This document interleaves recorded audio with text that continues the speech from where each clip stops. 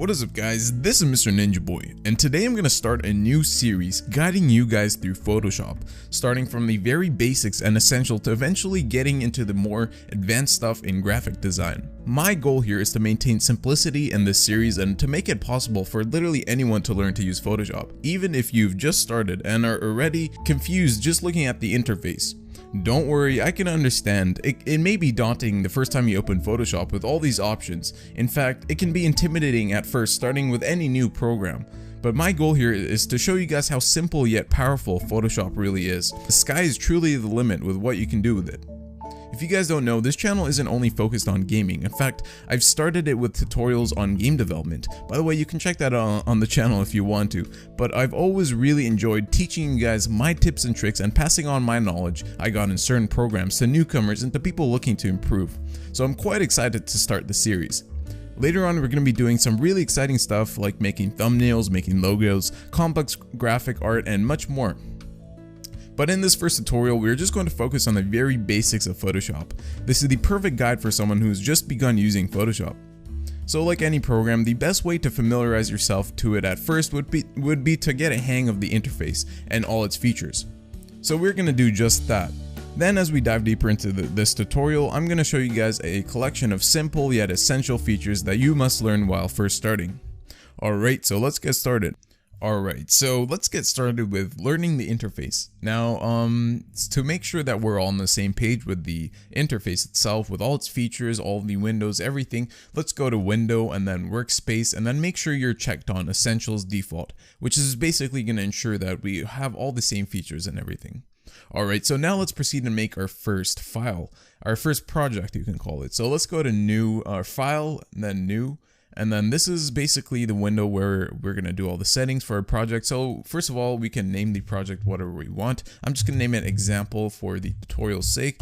And then for the width and height, you can later on, you can do whatever you want, mattering on what sort of project you want. Let's say you want to do like a Twitter header or something, and then there's certain like dimensions you want to do, then you choose that. But for now, we're going to do it a standard 1920 by 1080 dimension for this project, 1080, and then make sure you're always selected on pixels. Okay, this is important. So for the width and height, you want to be on the same units essentially, but we're going to be working with pixels because it's the easiest. I mean, I don't really work with centimeters or millimeters, inches on the computer. It just doesn't make sense for me, but I mean, I guess it matters on what you're doing. But for me, pixels, for now, we're going to work with pixels for both width and height. And yeah, I was gonna say for me it's just the easiest because you know everything is in pixels on the computer. So yeah, so just select everything here. It doesn't really matter what you do for the bit depth. I'm just gonna go with 16-bit, and yeah, that's pretty much it. So let's press continue or okay, and then we continue to this screen, which gives us by default we're just gonna have a blank white square. So this is, as you guys can see right here to the right, this is basically like the layers tab. This shows us all the layers, all the elements, everything that is included in the project. So all we have now, this is basically like a very blank project. All we have is this background white box sort of thing. So to first get started, and we're just gonna unlock this layer because by default when you make a new project, the first layer is locked. So we don't really have a lot of freedom to like move it around and stuff. So what we're gonna do is actually double click on this locked icon, or this lock icon, and then when we do that, as you guys can see, we have this like layer option. So let's name it background. So let's name it background, and then we can keep the color, we can do it none, and then it'll basically be the default color, or we can choose whatever you want, and that'll essentially just make the color of the not essentially the box, but that's like the color here. Let me do that. And let's select a color. This is actually very good for organizing, and we're gonna go over that later. So let's, as you guys can see, the red color that we selected is sort of kind of like marks it with that little red color. So later on, while you're working, you can always assign layers different colors, and with that, you can kind of organize your project. But that's not very important for now. We're just gonna learn the interface for now. So as you guys can see, we have a white background here. So the first thing we're actually going to do is learn the move tool. So the first tool that we are actually offered in this column to the left is this move tool. So we're going to select, make sure that you go to the right in this layers tab and select our one and only layer in this project.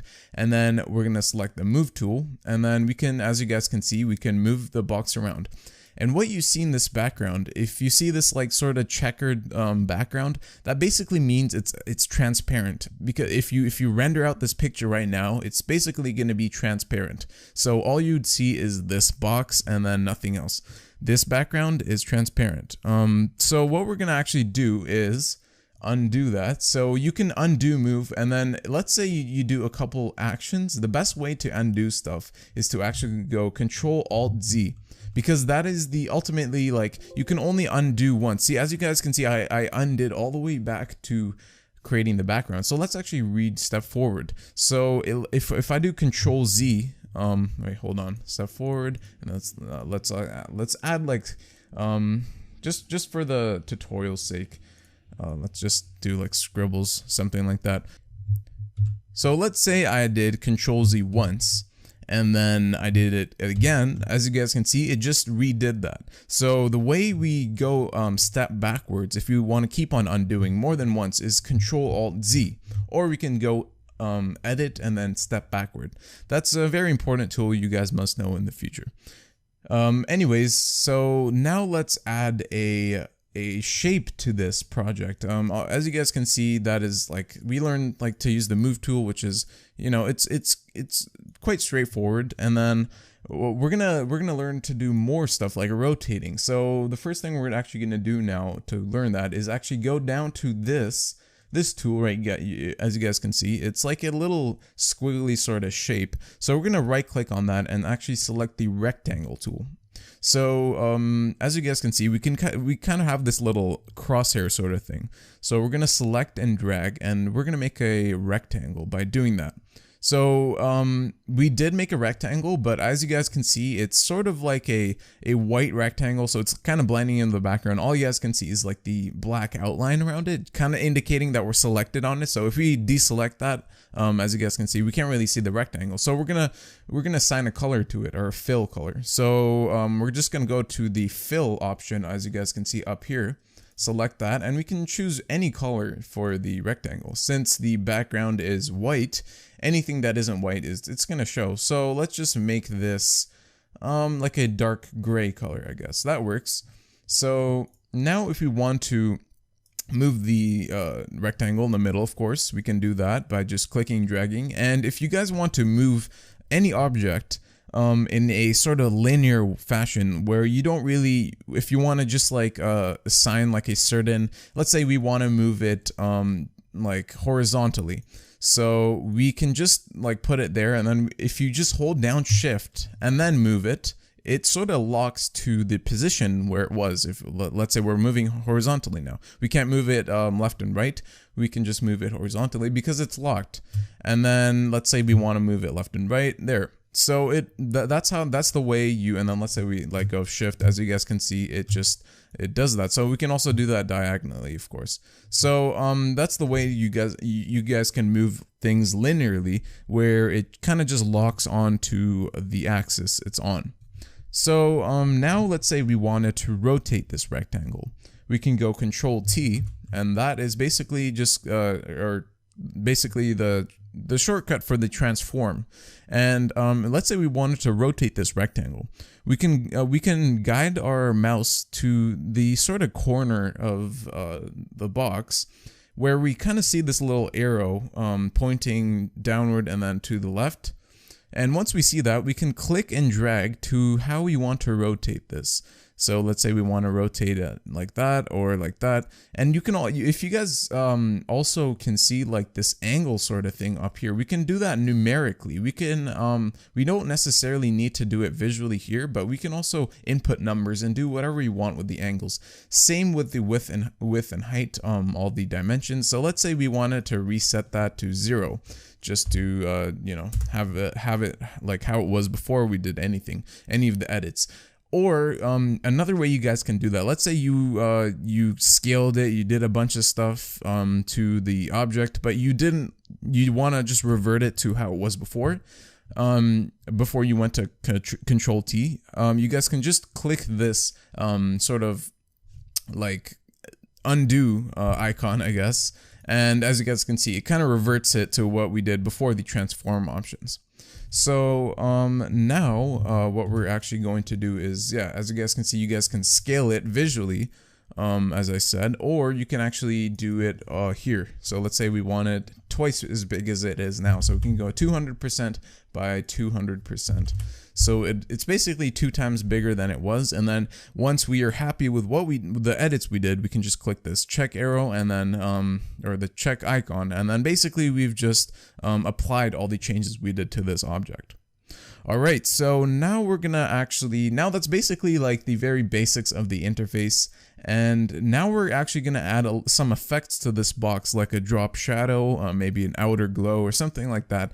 And this is actually very simple to do. So we're just going to navigate down to, oh yeah, make sure you're selected on the certain layer. So if you're selected on this, it kind of shows like these little square icons where you can obviously do the changes, and then you can do all the stuff that we learned. So I'm just going to revert back to how it was. But make sure you're selected on the rectangle on top. And this is all very important to actually know, like it's kind of like a hierarchy. So let's say we wanted to have this background on top of this, where we wouldn't be able to see this. We'd basically just have to drag that on top. So any layer that is on top is shown on top of, it's basically like a layering system. It's very straightforward. So yeah, always make sure that the smaller layers, backgrounds are always on the bottom of everything. That's basically the way you want to think about it. So yeah, make sure this layer is on top of the background. And then let's say we want to add, like I said, effects. So we click on the rectangle and go down to this effect icon, click on that, and then go blending options. So now this is where we have a bunch of options where we can mess around with. So the first thing I'd like to do is to drop shadow. So have a little shadow behind this box. So we go down to this option and click on drop shadow. So as you guys can see, we have a little shadow behind this box, but we can make it more drastic, make it bigger. So we can like make it bigger by increasing the size and then the spread. The spread essentially makes it more like condensed, I want to say, but I'm not sure if that's the right word to use. But so basically, yeah, we can increase it using the spread and size. Size just makes the shadow spread a bit more. So let's make this size a bit smaller. So as you guys can see, we have a little shadow behind it, and that looks pretty nice. And what else can we do for the effects? We can add a stroke, and the stroke is basically like a little outline that goes around any object.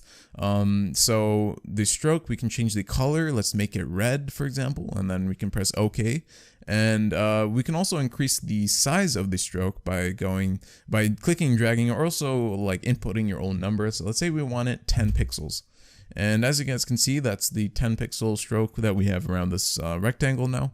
And what else can we do? We can do a bevel and emboss. As you guys can see, it adds like a little nice 3D sort of embossed bevel sort of effect. And we can increase the depth, and by doing so, it gives that illusion even more. And then we can obviously increase the size, and that doesn't look very good. Let's make it, yeah, that looks good. Alright, what else can we do? We can also add a pattern overlay, and then you can mess with this, add your own patterns and stuff, but these are the default patterns that come with Photoshop. So this is a nice little texture sort of thing. That's a cool texture, but we can't really see it since the background is like white. So yeah, those are basically like textures you can add. So we're not going to really add anything for now. We're just going to keep it like that. Or actually, let's just add that texture. That looks pretty cool.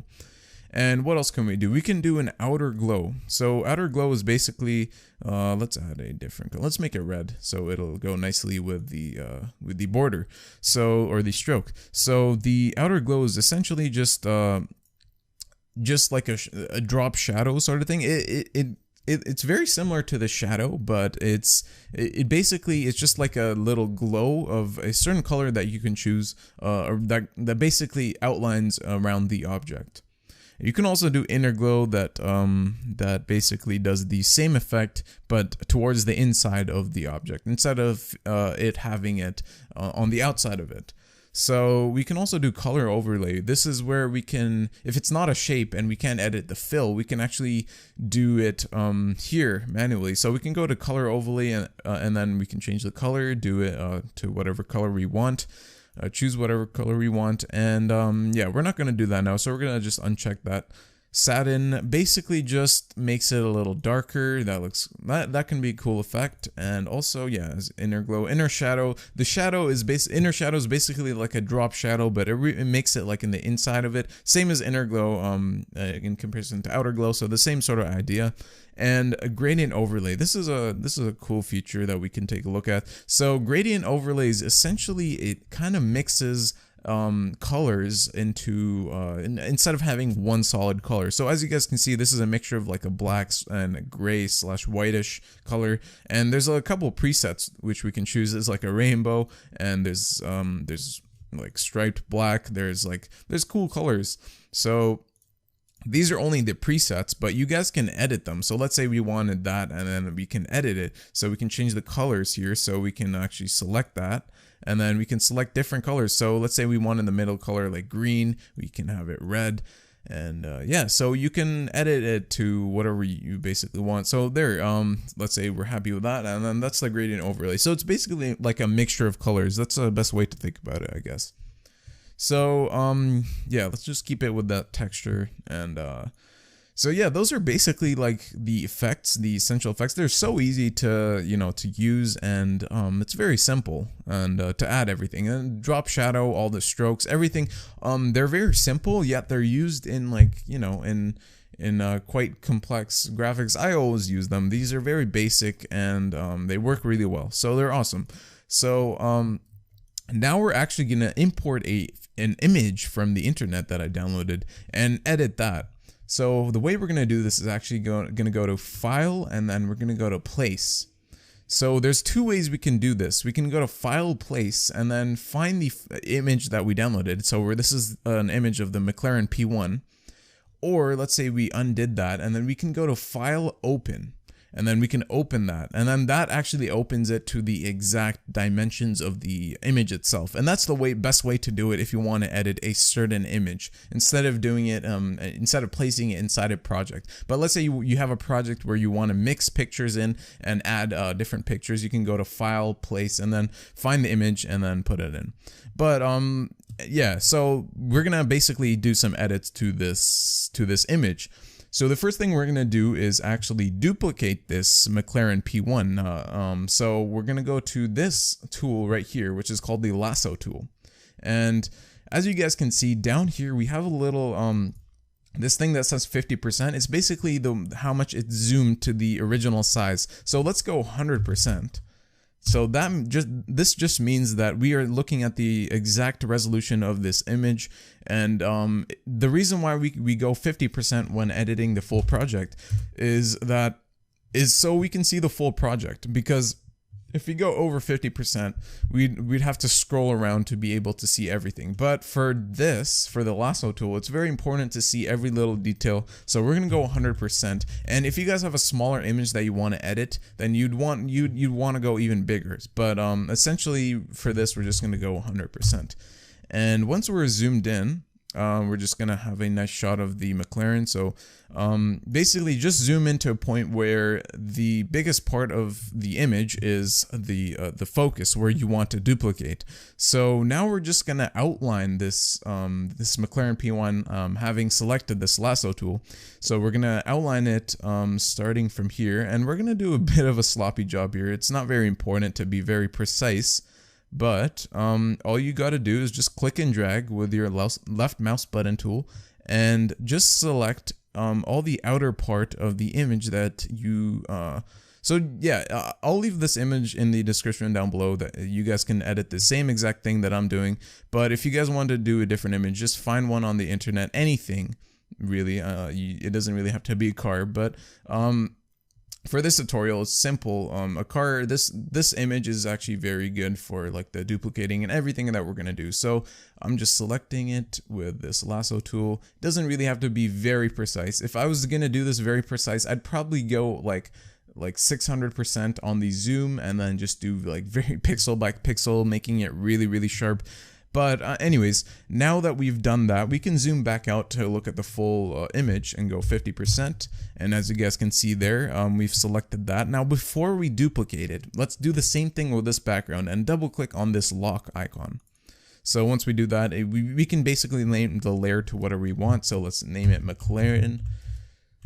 And then once we've named it McLaren, just press enter or click OK. And then as you guys can see there, we've got the image unlocked. And the next thing to do is to make sure that you selected on that layer. And then we're going to go Control C or Command C. Matters if you're on Mac or PC. It doesn't really matter, but yeah. So just Control C and then Control V. So once we've done that, as you guys can see, now we have 2 layers. And if we hide this layer, we can hide layers by clicking on this little eye icon, which indicates layer visibility, as it says there. So we click on that. As you guys can see, we have just an outline of the McLaren itself, and then the background is just transparent. As I told you guys before, this checker sort of thing indicates that the background is transparent. So let's just bring the background back. And now, as you guys can see, we have this McLaren here. So we can click in, using the move tool that I showed you guys earlier, we can click and drag and move it to wherever we want on this project. Let's say we want this McLaren facing this McLaren. So sort of switching the direction it's going. So we can go Control T, which is short for transform, the shortcut, and we can go to height and just add a little minus symbol. Or no, that makes it upside down. Let's do it on the width actually. So let's go minus 100%. It's still maintaining the same dimensions. However, it's negative on the width, making it going the other direction. So we can also do that by clicking and dragging like that. But the easiest way to maintain the proportions is to just do it like that. So once we choose a spot where we want the McLaren, we can press OK, or we can even do the rotation like I showed you guys earlier, and that looks pretty cool. Just 2 little McLarens facing each other off. So what are we gonna do now? We can do some effects. Let's say like a drop shadow, and that looks all right. Let's make it a little bigger. We can do outer glow. That looks cool. And then we can increase the size. As you guys can see, that looks pretty cool. So yeah, I just showed you guys everything else. It's quite straightforward for the effect. But now what we're actually going to do is to actually make a adjustment layer. And basically we're going to mess around with the color correction, the exposure, everything to make this image look as nice as possible. So the way we're going to do this is we're going to go to layer and then new, we're going to go to layer, new adjustment layer. And then the first thing we're going to do is to add a brightness / contrast layer. So we're just going to click OK. You can name that whatever you want. You can even color code it just like I showed you guys earlier to for better organization. But we're just going to leave that alone for now. So as you guys can see, this is the first adjustment layer. Now, adjustment layers basically are just like editing layers. They're not visible. They're not necessarily like solid items, or objects in the scene or in the in the project in all the elements. But they're basically just to adjust the visual aspect of this project. So we're going to go to contrast. We're actually going to increase the contrast. As you guys can see, if we decrease the contrast, it looks a lot more like washed up, or if we increase it, it looks a lot more like vivid. So we're going to make it, let's say 40 looks good. 40. Yeah, that looks pretty good. And then we can increase the brightness a little, decrease it. Ooh, that looks pretty nice. If we decrease the brightness a bit there, too much brightness doesn't look very good in my opinion. Let's go actually -7. I thought I'd actually go more brightness, but a little lower brightness looks a lot better. So now that's how it looked before the first adjustment layer, and then after, that's how it looks. So as you guys can see, it already looks pretty cool, just like that. So we're gonna add another adjustment layer by going layer, new adjustment layer, and then we're gonna go to levels. Now we're just gonna click OK, just like everything else, and then levels, we can, there's a lot of presets, so you can mess with that yourself here, but we're gonna actually select a preset on the level, so we can click darker. Ooh, that looks really cool. And then there's increased contrast, and you know, so this is basically like a easy way to make your project look a certain way. So let's just select let's see increase contrast. That's a little too much. Contrast 1, darker, that's a little too dark. Midtones brighter, midtones darker. I think that looks pretty damn cool. And now since it's quite dark, we can actually go back to this and double click on that icon and increase the brightness a bit, because it is quite dark. All right, that looks pretty cool now. So next thing we're gonna add is actually a let's see, a layer, and then new adjustment layer. We can add a let's see, exposure. And then once we add exposure, you can mess around with that. We're actually gonna decrease the exposure a bit, and then the offset, you can mess around with that, and then we're actually going to increase that a bit just to bring out the color, the dark colors a bit. And then the gamma correction, you can mess around with that as well. That is starting to look really cool. So that is how the project, or like, it's initially looked, and then after all these correction layers, this is how it's looking right now. So let's add one more just for the sake of, you know, showing you guys how all this works. It's all the same, you know, it's all the same concept. You just have to tweak it and then play with all these settings, everything, just to get the perfect look of the project that you want. So let's go to layer, new adjustment layer, and then let's add a, let's see, color lookup. Now color lookups are basically like a correction color layer, and these are quite tricky to work with because you can basically load up files that are called LUT files, and I might actually do that later in like different tutorials and show you guys how to make those LUT different color color correction files. So for now, we're gonna go with something that is default. Ooh, that looks pretty cool. So we're gonna go with, let's see, turquoise sepia. But as you guys can see, these are basically like filters that make your project look a certain way. Let's see, that looks cool. So if we're happy with that, we can just leave that, and then yeah. So that's basically like the you know, all the adjustment layers. Alright, so let's say I wanted to add some text now to this project. It's actually really straightforward. In Photoshop, there's this icon with a T on it, one of the tools, and that actually allows us to add text. So let's actually select that, and then anywhere on the project that we want to actually add the text box, or the text itself, we can just click. So let's say we wanted to add a title here at the top. So we can just click there and type something. So I'm just going to say example, since this is a tutorial. So as you can see, we just typed text there, but it's not visible because it's like half cut off, because you know, it's not positioned correctly. So if we just move like anywhere out of the actual text box itself, we can still see the move position before we click the check mark for the transform tool. So there, as you can see, it says example, but it actually is quite big, this text. So let's make it a bit smaller. Let's go to let's say you can change the font and everything from here. Let's say we wanted to change the font, so let's select something else, and that's not a really nice font. There we go. That's a pretty good font. And then we also need to tone down the actual font size. So here there's like a drop down menu that only goes to 72 point, but that's obviously way too small. So we can input our own number here to make the text a lot bigger. So let's say 500. Yeah, that's good. So that's our example text, as you can see there. So that looks pretty cool. And then we can also mess around with some of the settings for the actual text itself, like effects. So we can go to FX and then blending options. And then from here we can go to, let's say, overlay blend mode. And then blend mode is basically what it does. It's like there's different blend modes that do different things. Like difference is basically like it does opposite colors, and then you can do exclusion, which is essentially does the same thing. Darken, doesn't really work there, but you guys can basically just mess around with that in different settings, different backgrounds.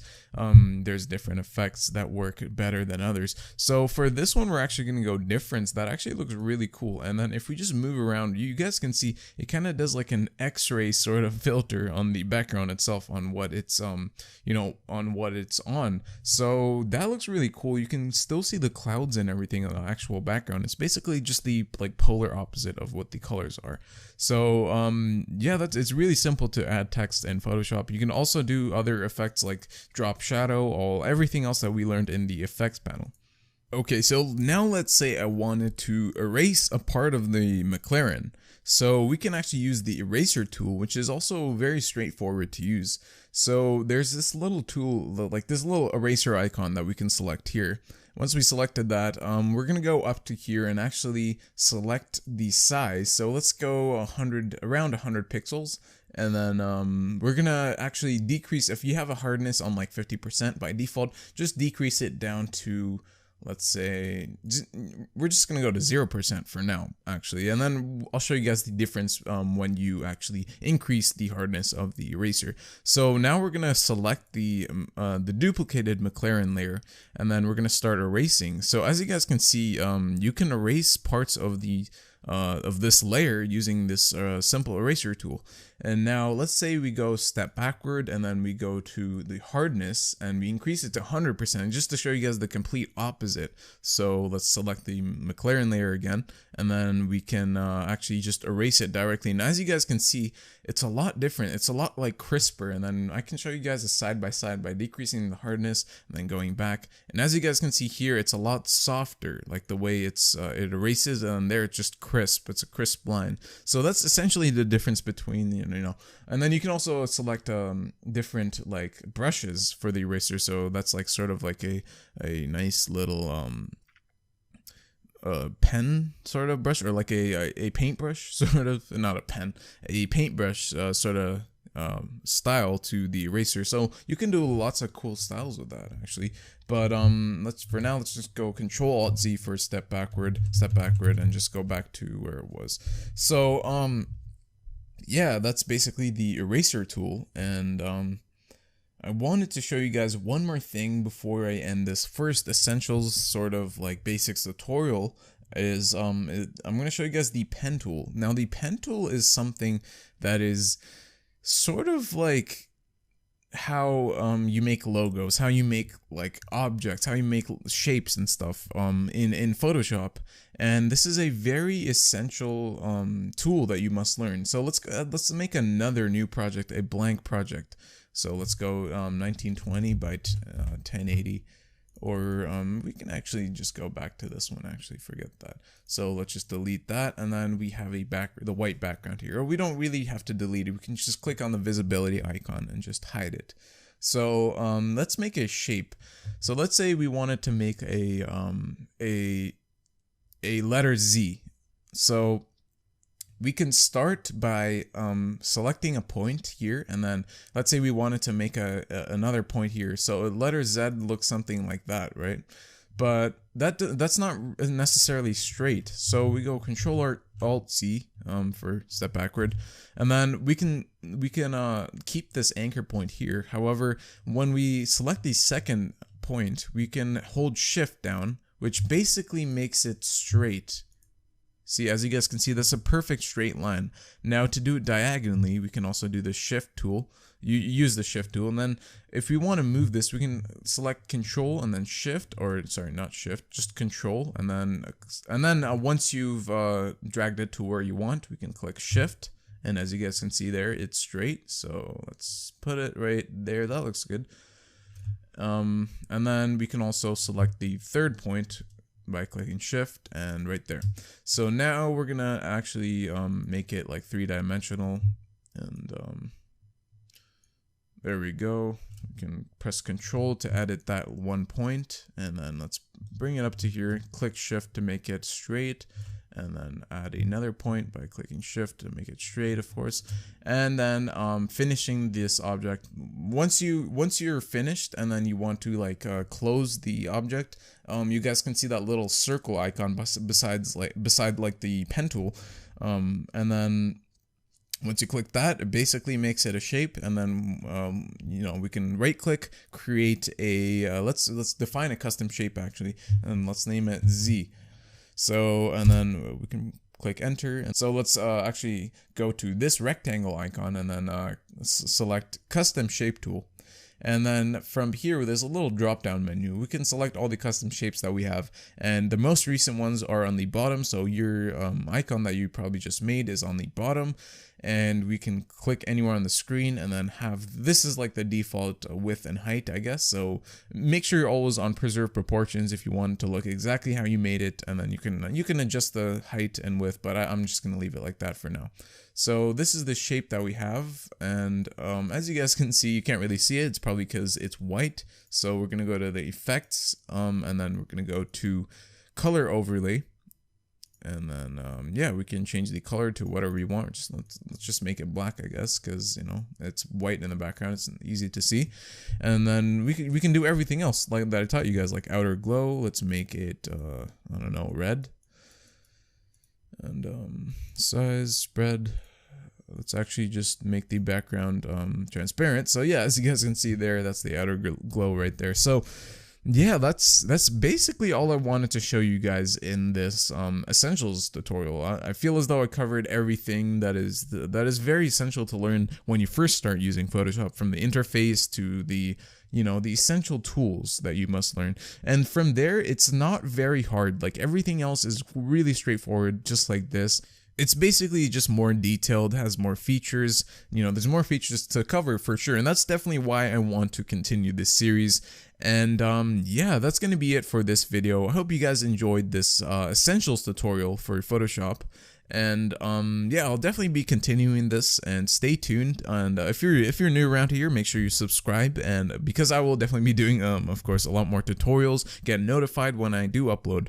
And yeah, if you guys enjoy this, I'd love to hear you guys' feedback, what you guys would like to see in the next tutorial. And yeah, that's gonna be it for this video. I hope you guys enjoyed. As I said, this has been Mr. Ninja Boy, and I will see you guys in the next one.